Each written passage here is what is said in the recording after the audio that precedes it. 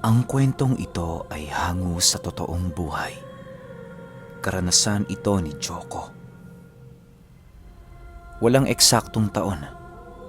Masulog dos Canlaon, Negros Oriental.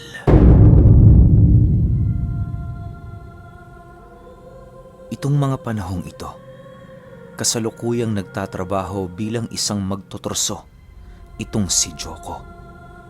Kadalasang nasa mga kabundukan ang destino niya at minsanan lang kung makauwi sa kanyang pamilya. Isang relihiyosong tao at hindi kailanman naniwala sa mga aswang at iba pang mga nilalang. Ngunit may isang kaganapan sa buhay niya na lubusang nakapagpabago ng kanyang paniniwala. Isang araw ay pinatawag siya ng kanyang amo. Kailangan niyang umakyat ng Mount Canlaon para palitan ng isa sa operator ng chainsaw. Dahil ayon sa mga kasamahan nito, ay aksidente itong nabagsakan ng puno. Joko, mag-ingat ka sa lugar na pupuntahan mo ha. Balita ko ang gubat na pinagpuputulan nyo ng puno pugad daw ng mga elemento at aswang. Wika ng kanyang amo. Pero natawa lang si Joko at tumugon ng, "Boss naman, sa tanda mong yan naniniwala ka pa sa mga kwentong pambata? Kung may aswang man, hindi sila sasantuhin ng chainsaw ko." Napailing na lang ang amo niya. Isang bagay kasi ang pinaniniwalaan nito, na ang kasabihang hanggat hindi siya nakakakita ng isang taong lumalapa ng kapwa niya, ay hinding-hindi siya maniniwalang may aswang. Maagang umalis ang pangkat nila mula sa Bacolod. Mahigit 4 na oras kasi ang biyahe paakyat pa lang ng Canlaon. Idagdag mo pa ang mahigit 2 oras na lakaran papunta sa lugar kung saan sila nagpuputol. Medyo paanan na kasi ito ng bulkan. At talagang malalaki ang mga netibong puno rito. Ito kasi ang negosyo ng kanyang amo, ang magbenta ng mga netibong kahoy mula sa kabundukan ng Canlaon. Noong mga panahong yon, hindi pa gaanong mahigpit ang pamahalaan tungkol sa batas ng pagputol ng puno, kaya malaya pa ding nakakakuha ang mga illegal loggers ng mga tabla mula sa mga kabundukan. Literal na bugbog ang katawan mo bago ka makarating sa site ni na Joko. Dahil bukod sa matarik ang daan, puro bato pa ang aapakan mo. At kapag nagkamali ka ng hakbang, tsak magtutuloy-tuloy ka pababa ng burol. Habang naglalakad paakyat, napansin ni Joko ang isang maliit na pamayanan ng mga tao sa lugar. Agad niyang naitanong sa kasama niyang nauna doon kung nasaan na sila. "Nandito pa lang tayo sa Sitio Biak na Bato. Medyo malayo pa ang site, kaya bilis-bilisan nyo. Ayokong gabihin tayo sa daan." Wika ng kanyang kasama. Kapansin-pansin ng mga tao sa pamayanang yon dahil halos hindi sila nag-aalis ng tingin sa lahat ng dumaraan. At ang mas nakaagaw ng pansin ni Joko ay ang isang binata na walang pang itaas na damit. Mahahalatang banat ang katawan nito sa trabaho dahil naglalakihan ang mga braso nito. At sunog ang balat, marahil sa pagbibilad sa araw. Siya ang namumukod tanging hindi nakatingin sa kanila. Napansin naman siya ng isa pa niyang kasama at agad na sinita. "Joko, huwag mong titigan ng mga yan kung gusto mo pang makauwi sa mag-iina mo. May sabi-sabing pamayanan ng mga aswang ang mga taong yan." Wika nito. Natawa lang naman si Joko sa sinabi ng kasama at agad na tumugon. "Anong palagay mo sa akin, bata? Alam mo ba dong, hindi ako naniniwala sa aswang-aswang na yan. Pwera na lang kung may makita akong isang tao na nilalapa ang kapwa niya. Baka doon pa lang ako maniwala." Pagdating nila sa lugar ay agad siyang nagpahinga. Pinagmasdan niya ang paligid at nakita niyang napakarami na palang natumbang mga puno, maging ang mga maliliit. Agad nilapitan ni Joko ang isa sa mga namamahala sa kanila. Nagulat ito dahil bigla itong sinita ni Joko.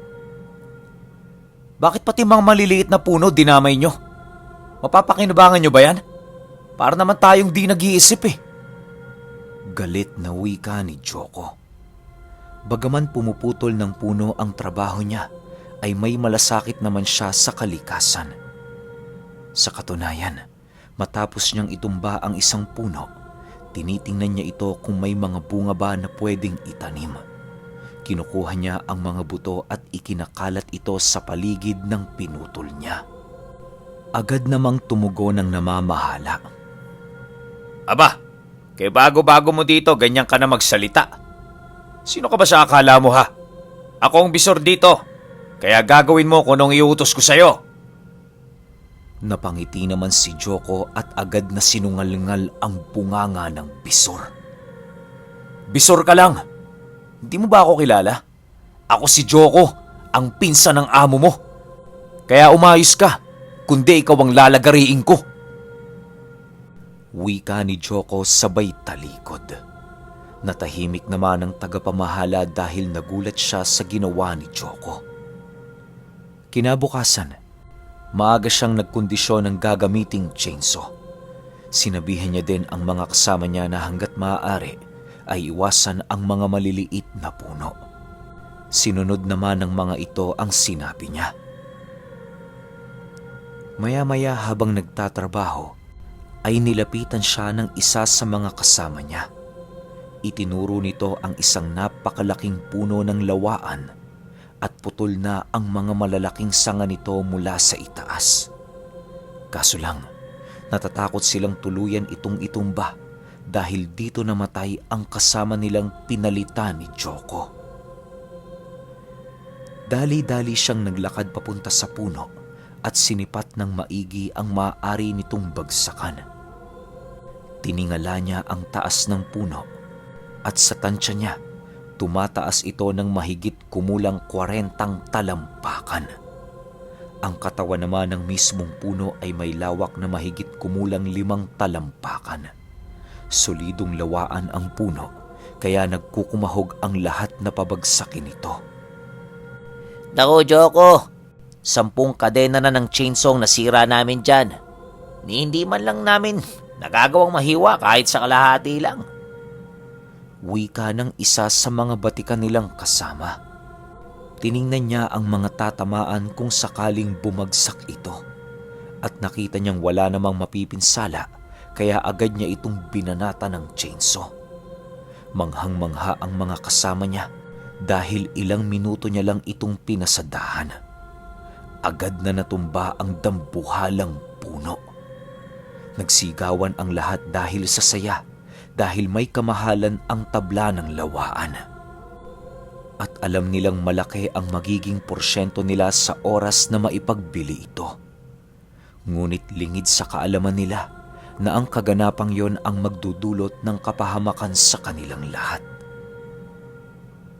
Dahil sa natapos nila ang trabaho, maaga silang nakapagpahinga. Sakto namang may dalang alak ang ilan sa mga kasamahan ni Joko, kaya nag-inuman ang mga ito. Hindi naman siya sumali sa mga kasama niya dahil bukod sa hindi niya hilig ang pag-iinom, mas gugustuhin na lang niyang matulog. Habang nakahiga sa duyan ay nakarinig ng malakas na pag-angil si Joko. Tiningnan niya ang mga kasamahan at nakita niyang kumpleto naman ang mga ito. Napakalayo niya sa kinaroroonan ng mga nag-iinuman kaya medyo tahimik. Noong una, hindi niya pinansin ang angil. Pero nang lumaon ay naramdaman niyang tila may mga yabag na papalapit sa kanya. Kahit nakapikit ang mga mata ay kinapa niya ang palakol na nasa uluhan niya at hinawakan ito ng mahigpit. Nang matansya niya na malapit na ang kung anong papalapit sa kanya, ay walang pagdadalawang isip niya itong hinampas. Laking gulat na lang niya nang bigla silang nakarinig ng atungal ng isang nilalang.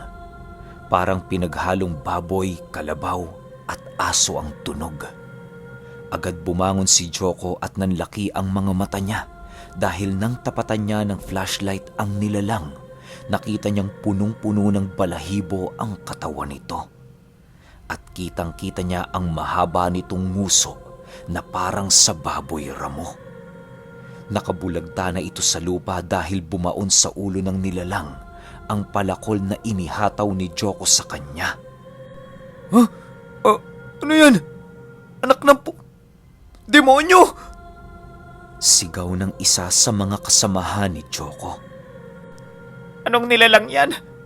Ngayon lang ako nakakita ng ganyang hayop. Wika ng isa pa. Samantalang si Joko ay nananatiling tahimik. At sa halip na matakot ay nilapitan niya pa ito. Laking gulat ng lahat dahil nung binunot ni Joko ang palakol mula sa ulo ng nilalang, agad itong bumangon at nagtatatakbo ng pagapang. Inakala nilang isa lang itong malaking baboy ramo, pero hindi kampante si Joko. Paanong nabuhay ang hayop na yon? Wasak na ang bungunon. Ito ang naglalarong tanong sa isip niya. Muli siyang nahiga sa duyan at sa pagkakataong yon, inilagay niya sa tabi niya ang palakol. At hindi nga siya nagkamali ng hinala. Habang masayang nag-iinuman ang kanyang mga kasamahan, ay bigla na lang may isang napakalaking nilalang ang tila bumubulusok mula sa langit. Agad na pabalikwas si Joko at nakita niya ang isang malaibong nilalang na papunta sa mga kasama niyang nag-iinuman. Sisigaw pa sana siya ngunit huli na ang lahat dahil nagawa ng dagitin ng nilalang ang mga ito papaitaas. Halos bumaliktad ang sikmura ni Banjo nang bumagsak sa lupa ang parte ng katawan ng kanyang mga kasamahan. Hindi na nagsayang pa ng oras si Joko at agad na siyang tumakbo para tumakas sa kung anong nilalang ang sumalakay sa kanila. Tuloy-tuloy lang siya sa pagtakbo. Hindi alintana ang mga madaraanan at ang matarik na daan pababa ng bundok. Hanggang sa nakalabas na siya ng gubat at nang iikot niya ang kanyang paningin, nasipat niya ang mga munting ilaw na nagmumula sa lampara ng isang kubo. Agad niyang tinahak ang direksyon papunta sa gawing yon at nang makalapit na siya rito ay agad siyang nagsisisigaw. Tulong! May isang pintong nagbukas at napaluhod naman si Joko sa lupa habang hinahabol ang kanyang paghinga. Sabihin mo, ano nangyari? Wika ng napakalaking boses ng isang lalaki. Tiningala ito ni Jojo at sa pamamagitan ng liwanag ng hawak nitong lampara ay nalaman niya na ito yung lalaking nakita niya nung papunta pa lang sila sa site. Hindi na siya nakasagot pa dahil agad siyang nawala ng malay.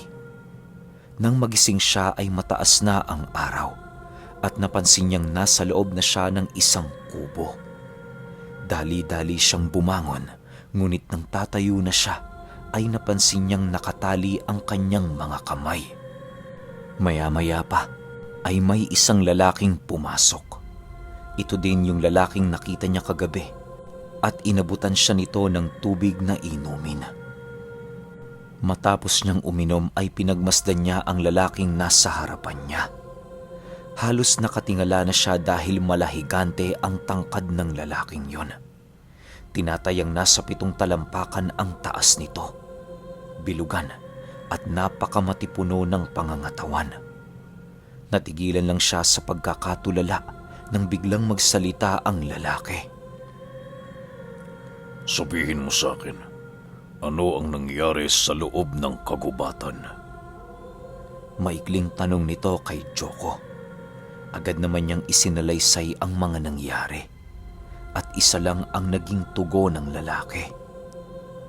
Hindi ako maaaring magkamali. Sinalakay kayo ng mga aswang. Maswerte ka at nakalabas ka pa ng kagubatan. Ang lugar na pinagpuputulan nyo ng puno ay ang mismong pinagpupugaran ng mga nilalang. Nagpakilala itong si Abyang. Sila ay mga katutubong tumandok sa lugar na yon. Simula at sapul ay doon na nanirahan ang kanilang mga ninuno. Ang mga tumandok ng Kanlaon ay pinaniniwala ang tagapangalaga ng kagubatan sa lugar at sila ang higit na nakakaalam ng mga kaganapan doon, lalo na kung tungkol sa mga aswang at mga elemento. Bagaman hindi naniniwala si Joko sa sinabi ni Abyang na aswang ang sumalakay sa mga kasama niya, wala din siyang makitang paliwanag sa kung anong uri ng nilalang ito. Abyang, ako ang tipo ng taong hindi naniniwala sa mga aswang. Pero ang totoo, nagkaroon ako ng pagdududa sa nangyari sa mga kasamahan ko.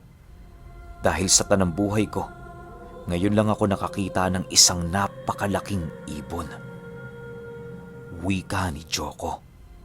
Nanlaki ang mga mata ni Abyang sa mga narinig at agad na tumugon.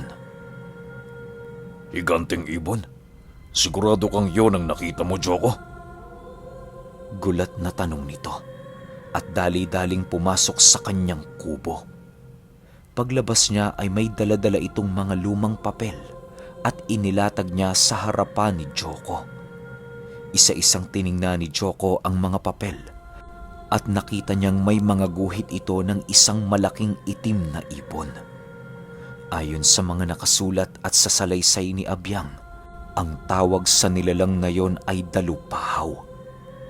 Sa ibang dialekto ay tinatawag itong dalugdog.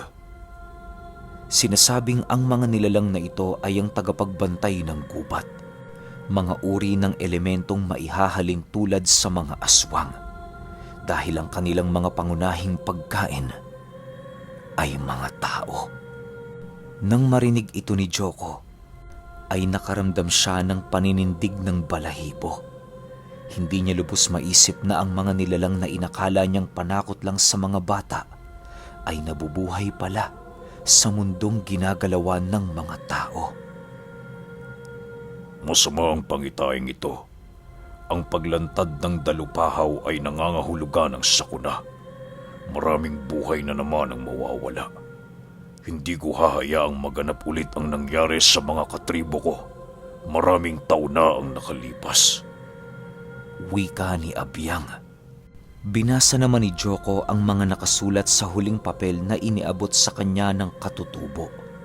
At dito niya napag-alaman na noong unang panahon ay nananalasa na ang dalupahaw kasama ng iba pang uri ng mga aswang. Marami sa mga katribo niya ang namatay at ang tanging nakaligtas ay ang mga magulang niyang noon ay mga musmus pa lamang. Simula noon, isinumpa ng mga tumandok na hindi nila hahayaang muling manalasa ang mga dalupahaw. Kaya sa bawat henerasyon ay meron silang sinasanay na mga tagatugis. At si Abyang ang isa sa mga matagumpay na nakapasa sa mga pagsubok. Inakala ni Joko na pangkaraniwang tao lang si Abyang, ngunit nang nakausap niya ang ilang nakatatanda sa pamayanang yon, nalaman niyang may basbas pala ng sota ng Kanlaon, ang mandirigma. Ngunit sa paglipas ng panahon, habang nagiging moderno ang mundo, unti-unting nawawala ang diwa ng pagiging manunugis. Mas pinili ng mga kabataang lalaki ang magtrabaho sa syudad kaysa pangalagaan ang kanilang tirahan sa bundok. At nag-iisa na lang si Abyang sa mga maituturing noong ganap na manunugis. Habang naroroon ay mas natutunan ni Joko ang kahalagahan ng kalikasan. Nakita niya kung paanong nagkaroon ng ugnayan ang tao dito. Naging malinaw din sa kanya kung bakit handang magbuwis ng buhay ang mga tumandok para mapangalagaan ang kalikasan. Ang ginagawa ninyong pagpuputol sa mga puno sa bahagi ng kagubatan ay naging dahilan para magising ang dalupahaw. Hindi ka na lang sana nakisali sa mga kasama mo noong hindi nila magawang pabagsakin ang dambuhalang puno ng lawaan. Wika ni Abyang. Dagdag pa nito, ang malakas na dagungdong na dulot ng pagbagsak ng puno ang siyang gumising sa nilalang na namamahinga sa kailaliman. Kasama niyang nagsilabasan ang mga nilalang na nagtatago din sa dilim. Sabihin mo, Abyang, anong maaari kong gawin para makabawi sa mga pagkakamali ko? Nais kong tubusin ang sarili ko. Wika ni Choco. Nakaramdam siya ng pagkabagabag dahil na din sa nalaman niyang siya pala ang dahilan ng pagkamatay ng kanyang mga kasamahan. Huwag mong sisihin ang sarili mo, Joko. Nakatadhana itong maganap. Ginamit ka lang na instrumento ng panahon para sa katuparan ng ganitong pangyayari. Ang maitutulong mo lang ay ang tumayo sa tabi ko. Kakailanganin ko ng lakas ng isang kagaya mo bilang kasangga. Tugon ng tumandok. Muli itong pumasok sa kanyang kubo at paglabas nito ay may daladala na siyang isang napakahabang sibat na nakabalot sa isang puting tela. Ayon sa kanya, ito rin ang ginamit ng kanyang mga ninuno para itaboy ang dalupahaw. Ang sibat na ito ay matagal ko nang iningatan. Sa wakas ay may pagkakataon na din akong gamitin ito. Wika ni Abyang. Kasama ng sibat ay 2 talibong na halos 1 metro ang haba. Doon lang nakita ni Joko ang ganoong mga sandata. Iniabot ni Abyang ang isa sa kanya at muli itong nagwika. Gamitin mo ito upang ipagtanggol ang iyong sarili. Tandaan mo, 2 lang tayo ang makikipaglaban at maaaring hindi lang 1 o 2 nilalang ang makakalaban natin. Ngayon, Joko, ang tanong ko sa iyo, handa ka bang mamatay alang-alang sa gawaing ito? Napaisip si Joko dahil inaalala niya ang naiwan niyang mag-ina. Ngunit kapag hindi naman nila napigilan ang dalupahaw, maaari itong manalanta sa syudad. Wala akong magagawa, Abyang. Kung makakabuti to sa lahat, handa kong isugal ang buhay ko. Wika ni Joko. Napangiti naman si Abyang. Alam niyang sa mga sinabi ni Joko ay nakahanap siya ng isang kagaya niyang manunugis. Matapos ang kanilang pag-uusap, agad na naghanda ang 2 para tunguhin ang lugar kung saan huling nakita ang dalupahaw. Hindi maitanggi ni Joko na nakakaramdam siya ng takot sapagkat ito ang unang beses na makakaharap niya ang mga nilalang na inaakala niyang sa libro lang mababasa. Hindi naman na sila naghintay ng matagal dahil pagdating nila sa lugar, agad nilang nasipat ang nilalang na nakadapo sa sanga ng isang malaking puno habang kinakain ang isa sa mga kasama ni Joko. Nagtago ang 2 sa isang tumbang troso at nagmatsyag sa ginagawa ng nilalang.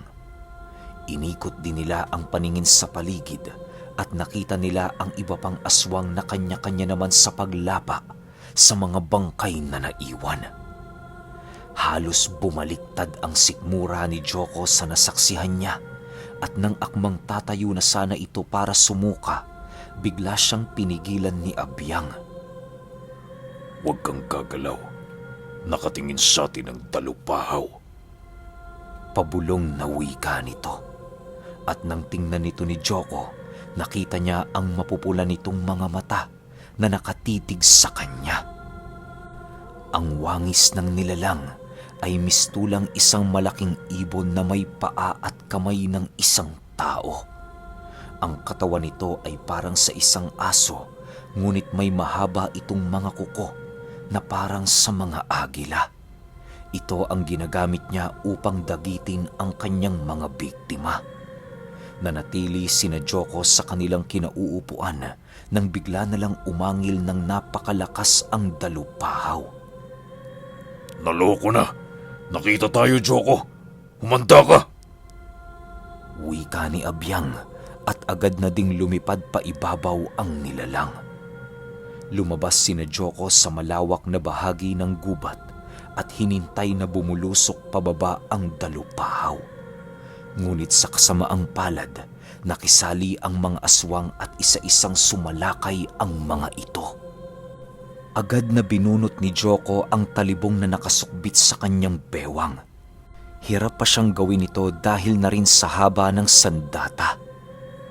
Nang mailabas niya na ito sa sisidlan, agad na nagwika si Abyang na itarak niya muna ito sa lupa bago niya gamitin sa pakikipaglaban. Sinunod naman niya ang sinabi nito at nang nabunot na niya ito sa lupa, sakto namang nasa harap na niya ang isa sa 5 aswang na sumalakay sa kanila. Agad niyang inundaya ng taga ang nilalang at laking gulat niya dahil nang madikitan ito ng talim ng kanyang sandata, bigla itong naging lupa at tuluyang napudpud ang katawan. Mula sa alikabok ay babalik din sa alikabok. Yan ang sumpa ng mga aswang. Wika ni Abyang habang sakal-sakal ang isang aswang at ang isa naman ay sinasaksak niya ng kanyang hawak na sibat. Malahigante ang katawan ni Abyang ngunit napakabilis niyang kumilos. Nagtuloy ang pakikipagbuno nila sa mga nilalang hanggang sa tuluyan na nilang magapi ang lahat ng mga aswang. Ang natitira na lang ay ang napakalaking dalupahaw. Hinintay ni Abyang na bumulusok ito para dagitin sila upang maibato niya ang kanyang hawak na sibat. At nang nagsisimula na itong bumaba, agad ipinorma ng katutubo ang sibat pa itaas at buong lakas itong ibinato.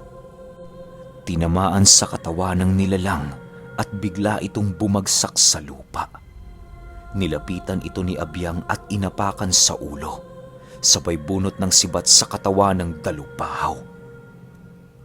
Mamahinga ka na at huwag ka nang muling aahon sa lupa. Wika nito sabay tarak ulit ng sibat sa leeg ng nilalang. Kagaya ng ibang aswang na kasama nito, ay naging malaking umbok ng lupa ang katawan ng dalupahaw. Napaupo na lang sa lupa ang dalawa dahil sa sobrang pagod.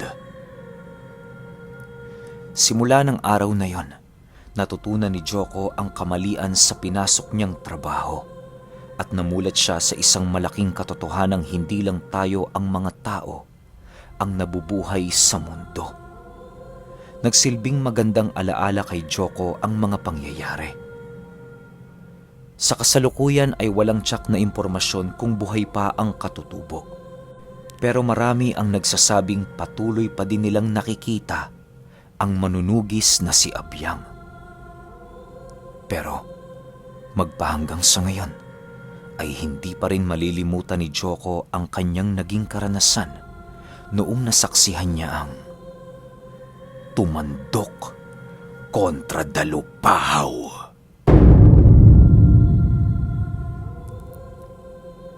Okay, ngayon ko lang narinig yung lahi ng dalupahaw. Pero yung tumandok, alam ko, maraming beses ko nang narinig to. Tsaka sa mga naging kwento ko, alam ko maraming beses na rin lumabas tong tumandok.